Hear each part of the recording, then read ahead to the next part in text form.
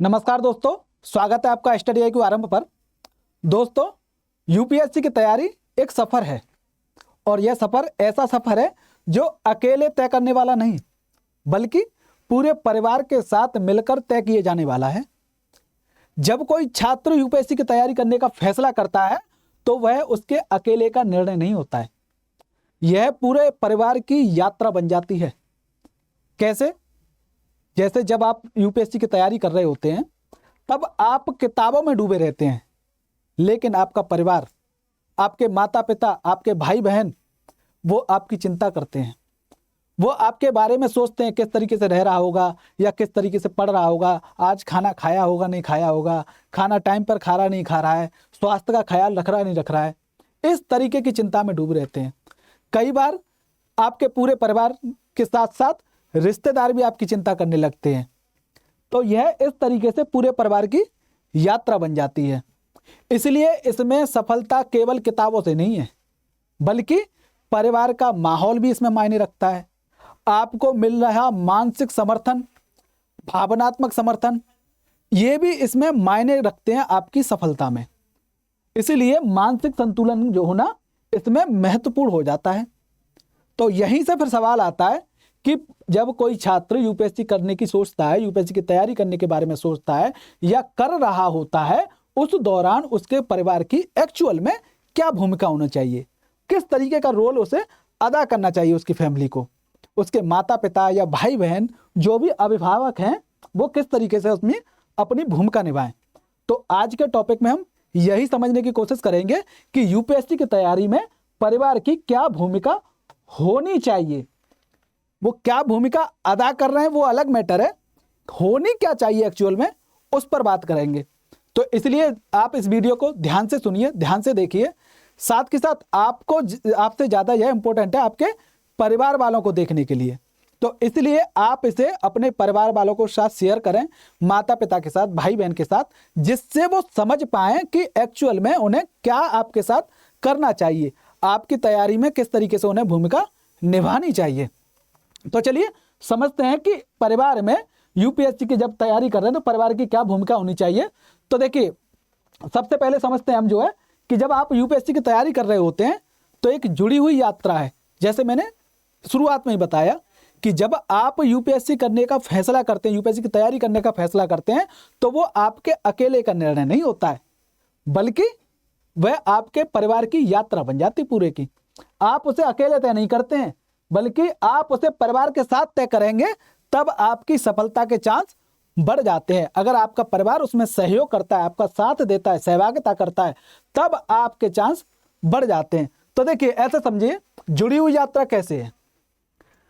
अभ्यर्थी का अनुभव यानी आपका अनुभव, अगर इसे अभिभावक देख रहे हैं, परिवार का कोई सदस्य देख रहा है, तो आपके बेटे का, भाई का या किसी और का अनुभव जो होता है, क्या होता है, व्यक्तिगत संघर्ष। वो अकेले स्तर पे संघर्ष कर रहा होता है, रात भर किताबों में डूबा रहता है। संडे की छुट्टी जो आपको मिलती है वो अपनी संडे की छुट्टी किताबों में झोंक रहा है। वो प्लान कर रहा है कि आज मैं कैसे ज़्यादा पढूं। तो उसका व्यक्तिगत संघर्ष और जो उसकी विकास की संभावना है उसको भी उसी में लगा दे रहा है वो सारी बातें। तो अभ्यर्थी का व्यक्तिगत संघर्ष और आपका अनुभव यानी आपके परिवार का अनुभव, अगर परिवार वाले देख रहे हैं तो आपका अनुभव क्या है, आप अपने बेटे के बारे में, भाई के बारे में, जो भी हैं उनके बारे में चिंता कर रहे हैं, अपना त्याग दे रहे हैं, त्याग कर रहे हैं, साथ के साथ अपना समर्थन दे रहे हैं। वो समर्थन भावनात्मक हो सकता है, आर्थिक या वित्तीय रूप से हो सकता है वो समर्थन, या अन्य किसी मामले से हो सकता है समर्थन। तो आप ये कर रहे हैं यानी परिवार ये चीज़ देता है और अभ्यर्थी अपना ये चीज़ देता है। जब ये दोनों मिल जाते हैं तो यहाँ पर आपकी निकल के आती है एक साझा यात्रा, और जब ये साझा यात्रा बन जाती है तब चांस जो है सफलता के बढ़ जाते हैं। तो इसलिए कहते हैं कि यूपीएससी की तैयारी जो है अकेले की तैयारी नहीं होती केवल अभ्यर्थी की, बल्कि वो साझा यात्रा है। और साझा यात्रा किस तरीके से, देखिए साहब, इसे स्क्रीनशॉट ले लीजिए और दिखाइए अपने परिवार वालों को या आप अपने अभिभावक को।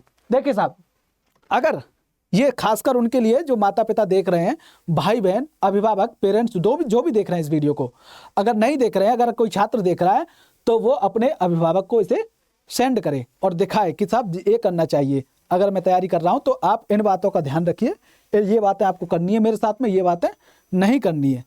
और ये कोई ऐसी नहीं है, ये बड़ी मायने रखती है बातें। देखिए, जब आपका बच्चा कह रहा है कि मैं आईएएस बनना चाहता हूँ, मुझे आईएएस बनना है, उसने सपना देख लिया मन में और आपसे कह दिया कि मैं आईएएस बनना चाहता हूँ, तब आप क्या करेंगे?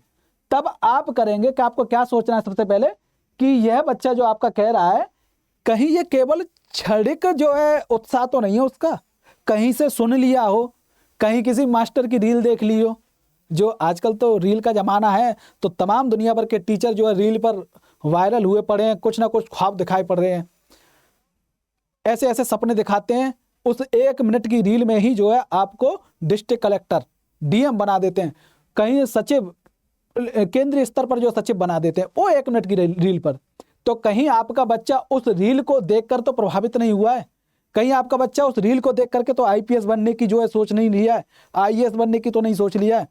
तो यह देखना है कि कहीं उसका क्षणिक उत्साह तो नहीं है, ये अचानक आया हुआ तो नहीं है, क्या यह सच्चा जुनून है? इन दोनों में आपको अंतर तलाशना है। तो आप पहले ये सोचेंगे, फिर उसके बाद देखेंगे क्या बच्चे में, आपका बच्चा, आप बेहतर जानते हैं अपने बच्चे के बारे में, तो आपके बच्चे में समाज सेवा करने का, प्रशासन करने का, इस तरीके का कोई गुण है कि नहीं है? वो इसमें रुचि लेता है कि नहीं लेता है?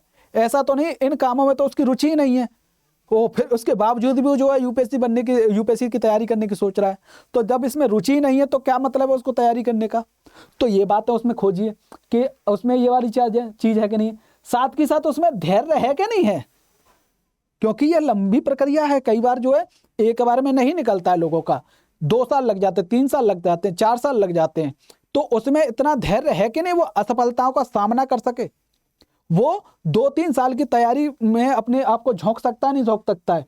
तो इस चीज को देखिए। तो कुल मिलाकर उसमें धैर्य और अनुशासन देखना है, वो अनुशासित होकर के पढ़ाई करने में सक्षम है क्या? वो अगर वो उसे अकेला रखा जाए, घर से दूर होकर के उसे तैयारी करनी है, मान के चलते हैं, तो क्या वो अनुशासित होकर के पढ़ाई करने में काबिल है? क्या वो अनुशासन में रह करके चीजें करता है, नहीं करता है? तो ऐसी चीजें उसमें देखिए और सोचिए। अगर हाँ आंसर आ रहा है तो आप जो उसको तैयारी करने के बारे में सोचिए, ना आंसर आ रहा है तो साइड हो जाइए। तो यही है कि 2-3 साल की तैयारी चाहिए होती है यूपीएससी की, तो उसमें ये धैर्य और अनुशासन है कि नहीं है। अब अगर उसने कर लिया तो अब आप क्या करें? आपको आंसर मिल गया कि हाँ करनी चाहिए, बच्चे में जो है सही जुनून है, कोई क्षणिक उत्साह नहीं है, ये आपने तय कर लिया। तब देखिए, अब आप अपने बच्चे से शांति से बातचीत करें, उससे पूछें कि बेटा तू आईएएस क्यों बनना चाहता है? बेटा तुझे पता भी है आईएएस क्या होता है? तुझे पता भी है कि आईएएस करता क्या है? तो इस तरीके के क्वेश्चन उससे शांति से पूछें, ऐसे गुस्से में नहीं या जल्दबाजी में नहीं। तो शांति से पूछे, बेटा आईएएस क्यों बनना चाहते हो तुमने इस परीक्षा की कठिनाई के बारे में जाना है, नहीं जाना है? कहीं देखा सुना कि नहीं सुना? किसी से पूछा नहीं पूछा? क्या केवल एक मिनट की रील देख कर कि तू दौड़ा चला आया है मेरे पास? तो ये बातें उससे पूछिए कि कठिनाई के बारे में तूने जाना नहीं जाना है। साथ के साथ तुम परीक्षा की प्रक्रिया के बारे में समझ बनाई कि नहीं बनाई? कहीं कोई 1-2 वीडियो देखे नहीं देखे? 1 मिनट के अलावा तूने 15 मिनट का, 20 मिनट का, 1 घंटे का कोई लेक्चर देखा नहीं देखा कि क्या होता है इसकी परीक्षा की प्रक्रिया? फिर उसके बाद वही क्वेश्चन आप जो यहाँ पर आप जो है अपने मन में सोच रहे थे कि क्या उसमें 2-3 साल की तैयारी करने का धैर्य है, नहीं है, अब उससे पूछिए आप जो है कि बेटा तुम लगातार 2-3 साल मेहनत करके कर सकते हो, नहीं कर सकते हो? तुम लगातार 2-3 साल पढ़ सकते हो, नहीं पढ़ सकते हो? एक ही चीज को बार बार पढ़ सकते हो, नहीं पढ़ सकते हो? उससे यह भी क्वेश्चन कीजिए कि बेटा मान के चल तेरा जो है यूपीएससी नहीं निकला, 1 साल तूने अपनी जो है उसमें सारी मेहनत झोंकी, तब भी नहीं निकला, तूने दूसरा साल दिया उसमें भी नहीं निकला, तो क्या तू इस असफलता का सामना कर पाएगा बेटा कि नहीं कर पाएगा? तो इस तरीके के उससे क्वेश्चन कीजिए। और जब वो सारे आपके जो है क्वेश्चन के आंसर जो है आप उसके आंसर से संतुष्ट हो जाते हैं, तब इस पर आगे विचार कीजिए। अगर आपको संदेह लगे कि नहीं ये तो मुझे घुमा रहा है, या आपको संदेह लगे कि नहीं मेरे बेटे में क्षमता तो है, फिर हो सकता है नहीं मेरे बेटे में क्षमता नहीं है, तो इस बीच में फंस रहे हैं आप, द्वंद्व में हैं, तब आप काउंसलिंग करवा सकते हैं उसकी। करियर काउंसलर के पास जाइए, किसी टीचर के पास जाइए, उससे मिलिए, और उससे जो है बच्चे के बारे में बात बताई कि मेरा बच्चा ऐसा करना चाहता है, क्या मुझे करानी चाहिए, नहीं करानी चाहिए। तो फिर वो करियर काउंसलर या टीचर उस बच्चे से बातचीत करके निकाल के आपको जो है एक वो दे देगा कि हाँ साहब करना चाहिए या नहीं करना चाहिए। तो इस तरीके एप्टीट्यूड टेस्ट करा सकते हैं उससे, या इस तरीके की स्पष्टता मिल जाएगी आपको।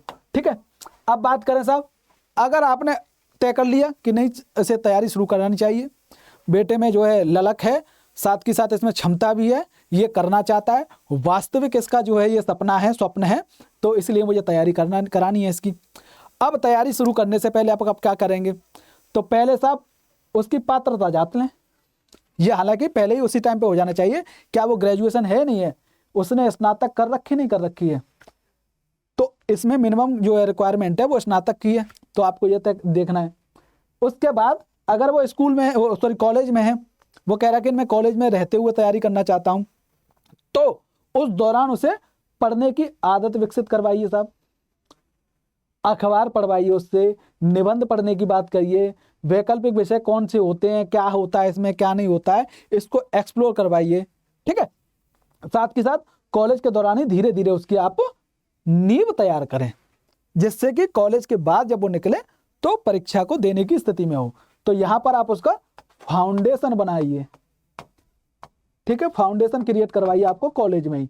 इस पर हमने जो है एक डेडिकेटेड वीडियो बना रखा है कि कॉलेज के दौरान आप किस तरीके से तैयारी करें, उसका किस साल में कौन सा चीज़ पढ़नी चाहिए, दूसरी ईयर में आप सेकंड ईयर में आते हैं तब कौन सी चीज़ पढ़नी चाहिए, थर्ड ईयर में आते हैं तो किस तरीके की चीज़ें पढ़नी चाहिए, उस पर एक डिटेल्ड वीडियो बनाया मैंने कि ग्रेजुएशन के दौरान तैयारी का 3 ईयर का मैंने 3 साल का मास्टर प्लान बताया, 3 साल की रणनीति बताई उसमें मैंने पूरी। तो उस वीडियो को जाकर के आप देख लीजिए या अपने बच्चे को सेंड कर दीजिए जिससे वो देख लेगा, तो उसे किस तरीके से तैयारी करनी है उसे एक रणनीति मिल जाएगी। ठीक है, अब बात आते हैं अपनी बात पे।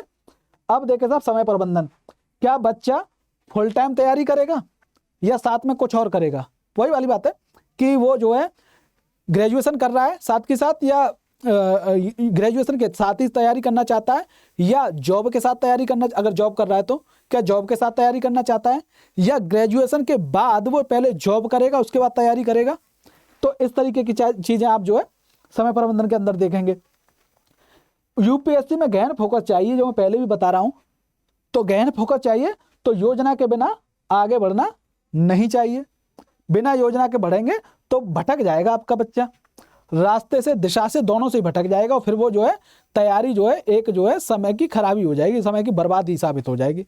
तो इसलिए इसमें एक योजना चाहिए। वो योजना मैंने यहाँ इस वाले 3 साल की रणनीति बताई है मैंने, ग्रेजुएशन के दौरान कैसे करनी चाहिए उसमें विस्तार से बताइए, तो वहाँ जाइए।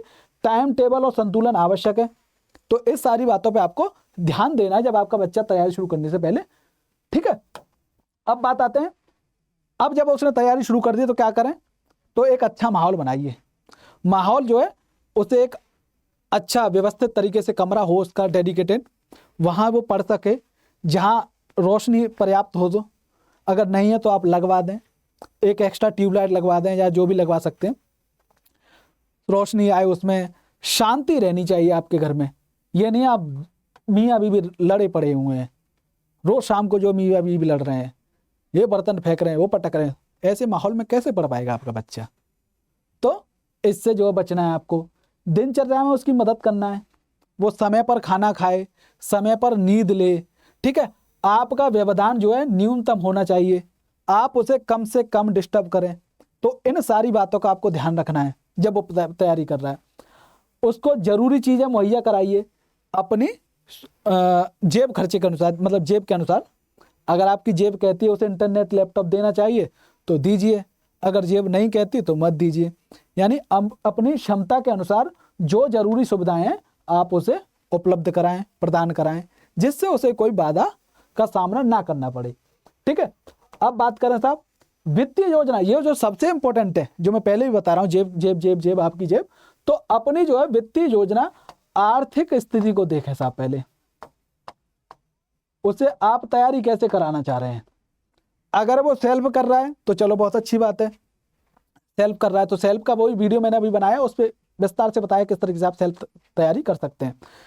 अगर आपने तय किया कि आपका बच्चा कोचिंग के थ्रू करना चाहता है, आपके बच्चे ने तय किया कि वो जो है कोचिंग के द्वारा तैयारी करेगा, तो कोचिंग के द्वारा तैयारी करेगा तो याद रखिए कोचिंग की जो फीस है ना 50,000 से लेकर के 2 लाख से ऊपर तक जाती है। किसी की 2.5 लाख है, किसी जो ड्रिल वाले मास्टर है ना उनके यहाँ 2-2 लाख की जो है फीस है। तो आप इसको ध्यान दीजिए, आपकी जेब अलाउ करती है नहीं करती है, आपका बटुआ जो है इसके इजाज़त देता है नहीं देता है कि 50,000 या 2.5 लाख की फीस आप चुका सकते हो नहीं चुका सकते हो। तो अगर हाँ तो इसकी योजना बनाइए। साथ के साथ देखिए वो घर में रह के तैयारी करेगा या बाहर रह के। अगर बाहर रह के तैयारी करेगा, दिल्ली में रह के तैयारी करता है, मान के चलते हैं वो दिल्ली में मुखर्जी नगर या ओल्ड राजेंद्र नगर जो भी या करोल बाग, तो वहां पर देख लीजिए एक जो है साधारण कमरे का 12,000 से लेकर के 20-25 हजार तक पहुंच जाता है खर्चा। तो वो उसका मंथली जो खर्चा आएगा जेब खर्चा या किराए सहित उसका 12,000 से 20-25 हजार तक पहुंच सकता है। तो आप उसको वहन करने में सक्षम है कि नहीं है, तो इस बात को भी आपको ध्यान रखना है, तभी कोई निर्णय लें।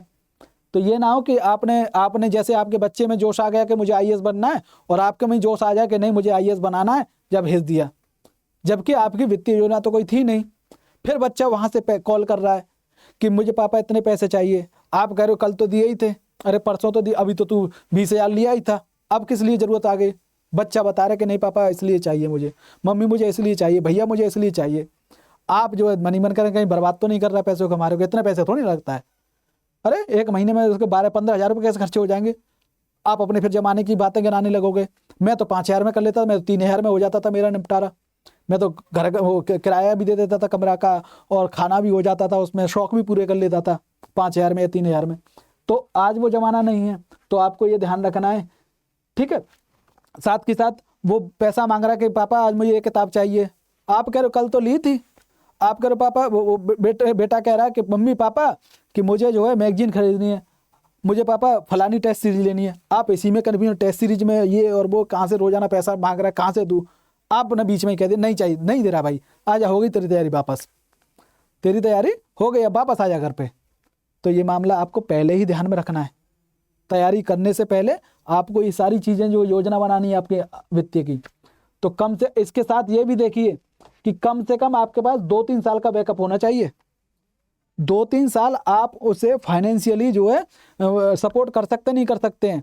1 साल उसका नहीं निकला तो दूसरे साल खर्चा दे सकते नहीं दे सकते, दूसरे साल नहीं निकला तो तीसरे साल खर्चा दे सकते नहीं दे सकते।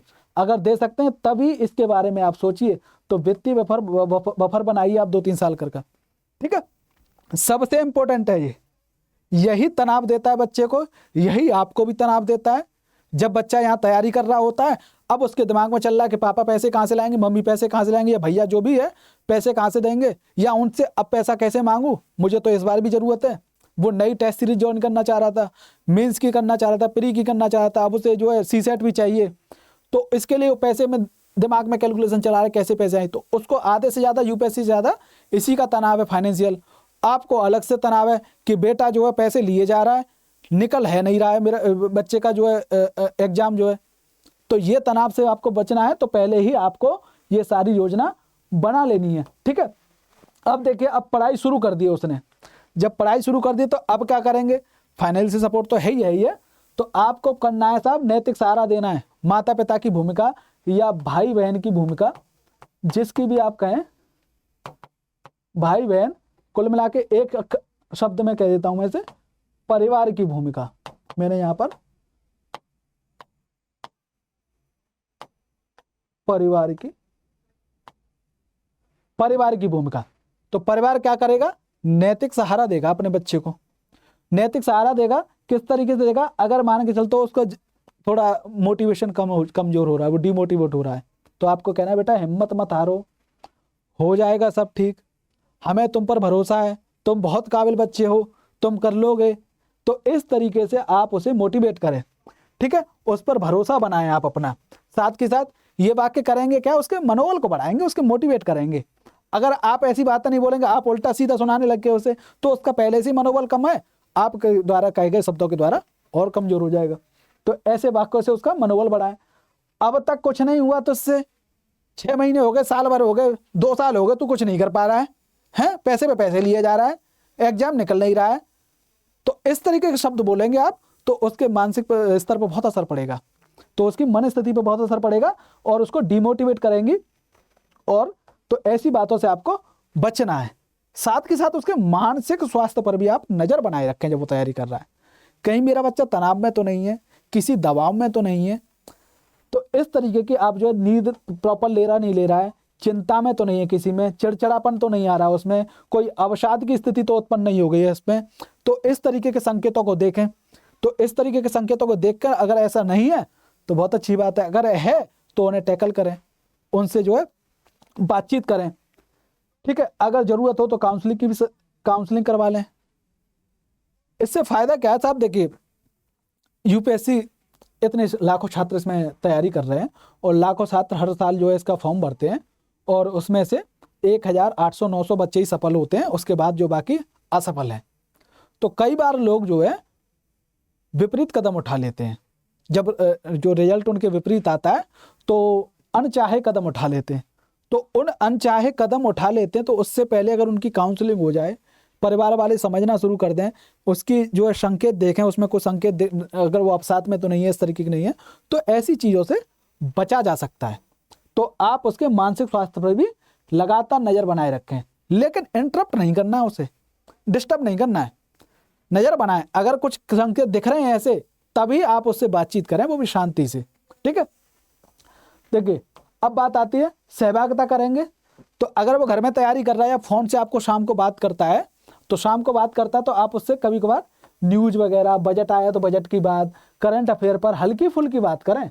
बहुत ज़्यादा उसे ये ना शो करने की कोशिश करें या यह दिखाने की कोशिश ना करें कि बेटा तू तो पढ़ ही नहीं रहा है, बल्कि उसके साथ सहभागिता करने की कोशिश करें, ठीक है। अब साहब घर में शांति बनाए रखें, अगर बाहर रह रहा है तब भी शांति बनाए, अगर वो घर में रहकर पढ़ाई कर रहा है तब भी शांति बनाए। ये ना हो कि वो घर की टेंशन में ही जो है बैठा हुआ है सुबह से शाम तक, कि आज फ़ोन आया कि पापा मम्मी लड़ लिए, आज फ़ोन आया पड़ोसी से लड़ गई या पड़ोसी से लड़ लिए आज जो है, या घर में ये अशांति का माहौल बिखरा पड़ा है। तो ऐसी स्थिति से बचें आप। टीवी, झगड़े, शोर, ये सारी बातें कम करें। अब देखिए साहब, अब जो है जब परीक्षा की तैयारी कर रहा था, वो परीक्षा देने की अब बारी आ गई है। वो तीनों स्तर में से किसी भी स्तर पे हो सकती है, तो प्रीलिम्स दे रहा है, वो मेंस दे रहा है, इंटरव्यू दे रहा है। अगर प्रीलिम्स दे रहा है तो प्रीलिम्स दे करके आया है तो उससे फ़ोन पे अगर वो घर पे है तो डायरेक्ट बात करें, अगर जो है बाहर रह रहा है तो उससे फ़ोन पे बात करें। फ़ोन पे बात करें तो पूछें, बस केवल पूछें बेटा पेपर कैसा गया। उम्मीद ना लगाएं कि उससे, मतलब इस तरीके की ना दिखाएं कि आप उससे अपेक्षा कर बैठे कि बेटा इस बार तो तुझे निकाल ही देना है। इस तरीके की बिना अपेक्षा किए उससे नॉर्मल तरीके से पूछें, और बेटा पेपर कैसा रहा, बढ़िया रहा नहीं रहा, अच्छा अच्छा अच्छा अच्छा, बढ़िया बढ़िया बढ़िया बढ़िया। अगर उधर से जवाब आता है कि पापा या मम्मी या भाई या बहन ना इस बार तो ठीक नहीं हुआ, तो उस पर चढ़ नहीं जाना, अच्छा एक साल से क्या कर रहा था, 2 साल से क्या कर रहा था, तो इस तरीके से नहीं चढ़ना। अच्छा नहीं हुआ, चल कोई बात नहीं, फिर से तैयारी कर लेना, तू तो कर ही लेगा, तू पिछली बार भी तो ऐसा ही हुआ था तेरे साथ, जब तू फलाने जब तुझसे वो काम नहीं हुआ था तो तूने नेक्स्ट बार किया था तो हो गया था। इस तरीके से टैकल करना है। तो बिना अपेक्षा के केवल पूछें कैसा गया बेटा पेपर, कोई डर ना दिखाएं। नींद और खान पान पे ध्यान रखें कि वो पेपर के दौरान या उसके बाद खाना टाइम से खा रहा नहीं खा रहा है, टाइम से सो रहा नहीं सो रहा है, ठीक है। उसके बाद अब बात आती है बैकअप प्लान की। ये क्यों आएगी, जो फोन पे अगर वो कहता है कि नहीं हुआ ठीक, तब उस टाइम पे बैकअप प्लान के बारे में भी सोचना है आपको। या उसका बार बार प्रयास करने के बाद नहीं हो रहा है, इंटरव्यू चरण तक पहुंच रहा है नहीं हो रहा है, या मेंस तक पहुंच रहा है तब भी नहीं हो रहा है, या प्रीलिम्स पर ही नहीं हो रहा है, उसका प्रीलिम्स और ये अटक जा रहा है वो, तब आप उससे बैकअप प्लान की सहजता से बात करें। ऐसे नहीं, अरे नहीं हो रहा तो घर पे आ जा वापस, जो है चुपचाप यहाँ पे कोई जॉब कर ले, कोई भी पकड़ ले जॉब, जो है हमें मतलब नहीं है, जितना तूने खर्चा कर दिया है वो खर्चा हमें वापस दे, तूने पैसा बर्बाद कर दिया। इस तरीके की बातें आपको नहीं करनी है, सहजता से पूछना है। अच्छा बेटा नहीं हो रहा है तो कुछ और ही देख लेंगे, या कुछ सोचा है क्या बेटा तुमने दोबारा कुछ और करने के बारे में, तो आप इस सहजता के साथ बात करेंगे। अगर ये नहीं है तो तुम्हें दूसरा क्या पसंद है बेटा, क्या करना चाहोगे, अपनी तरफ से ऑप्शन दे सकते हो आप। अच्छा ये नहीं तो ये कर ले, ये तो बहुत अच्छा है, तू तो इसमें पारंगता हासिल है, तो ये तो इसमें तेरी स्किल भी है, तो इस तरीके की बातें कर सकते हैं। लेकिन इससे होगा क्या, अगर वो तैयारी कर रहा है तो उस दौरान उसे मोटिवेशन बना रहेगा, साथ के साथ उसे असफलता का डर नहीं होगा। होगा तो उतना नहीं होगा, ये असफलता के डर को कम कर देता है। और अगर वो असफल हो जाता है तो अप्रत्याशित, जो कहते हैं ना वो क्या कहते हैं उसे, मतलब कोई ऐसे कदम ना उठाए जिससे आपको पछताना पड़े बाद में। तो ऐसे जो है कदम उठाने से बच सकता है वो, अगर ऐसे बात करते हो आप तो। ठीक है, अब देखिए साहब, असफलता का समान, अब वो असफलता का उसने सामना कर लिया, फेल हो गया, वो नहीं पास हो सका। अगर प्री में था तब फेल हो गया, 2 प्रयास दे दिए, 3 प्रयास दे दिए, नहीं पास हुआ भाई। मेंस के स्तर पे था तब भी नहीं हुआ, मान के चलते हैं। इंटरव्यू के स्तर पे था तब भी नहीं हुआ। तो इस दौरान अब क्या करेंगे? प्री के स्तर पर है या मेंस के स्तर पर है, तो ये ना कहें उससे, जो बार बार कह रहा हूं, तूने इतने पैसे बर्बाद कर दिए, अब कोई भी नौकरी पकड़ ले, हमें कोई मतलब नहीं है। तो इस तरीके की बातें आपको नहीं करनी है। करनी क्या है? आपको बिना जजमेंट के उससे बात करनी है, सहजता से, सरलता से, प्यार से, शांति से। आपको बिना जजमेंट के उससे बात करनी है, बिना आलोचना के उसकी भावनाएं सुननी है, क्या कहना चाह रहा है, क्यों नहीं सफल हुआ। वो अपने गुस्से को, अपने आत्मबोध को, उसको निकालेगा। अपनी निराशा है, अपराध बोध होगा उसे किसी बात का, वो सारी बातें अगर आप उससे प्यार से, बिना किसी जजमेंट के, शांति से बात करेंगे तभी निकालेगा।